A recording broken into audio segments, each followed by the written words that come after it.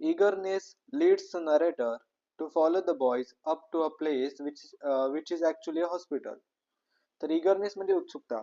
उत्सुकतेमुळे narrator त्या मुलांचा पाठलाग करतात आणि त्या बिल्डिंग मध्ये जातात जे की ऍक्च्युअली मध्ये एक हॉस्पिटल असते म्हणजे एक दवाखाना असतो.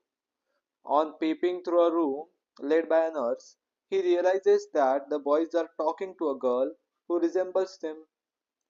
जेव्हा त्यांना नर्स एका रूम मध्ये घेऊन जाते आणि जेव्हा ते त्या रूम मध्ये डोकावून बघतात तेव्हा त्यांना दिसते की ते जे दोन मुलं आहेत ते एका मुलीशी बोलत आहेत आणि ती मुलगी रिझेम्बल्स म्हणजे त्यांच्यासारखीच दिसते.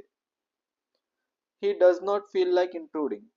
आता नरेटरला काही वाटत नाही की त्यांच्यामध्ये जाऊन मध्ये त्यांना विचारपूस करावी किंवा नाक खुपसावं. And thus asks the nurse the details about the boys. आणि त्यामुळे नरेटर नर्सलाच त्या मुलांच्या बद्दल विचारतात की हे मुलं कोण आहे, त्यांची गोष्ट काय आहे. This is when the nurse tells him their heart-rending story about their father being killed in the war and their home being destroyed in the war and their sister suffering from tuberculosis.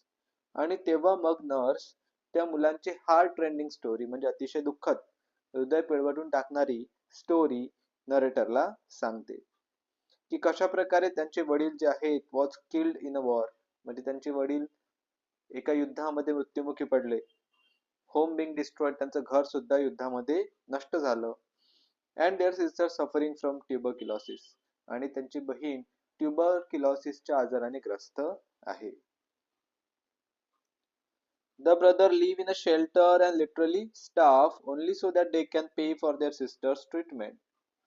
ते दोघं भाऊ एका shelter मध्ये म्हणजे निवाऱ्यामध्ये राहतात आणि literally staff आणि literally उपाशी राहतात जेणेकरून ते त्यांच्या बहिणीचा जो इलाज आहे त्याचा खर्च उचलू शकले पाहिजे. So keeping a secret and helping their sister, they have shown that war has not shaken their spirit. त्यामुळे ही गोष्ट सिक्रेट ठेवून आणि दुसरं आपल्या बहिणीची मदत करून त्यांनी दर्शवून दिलं, दाखवून दिलं की war has not shaken their spirit म्हणजे युद्धामुळे त्यांनी आपली हिंमत जी आहे ती हारलेली नाही.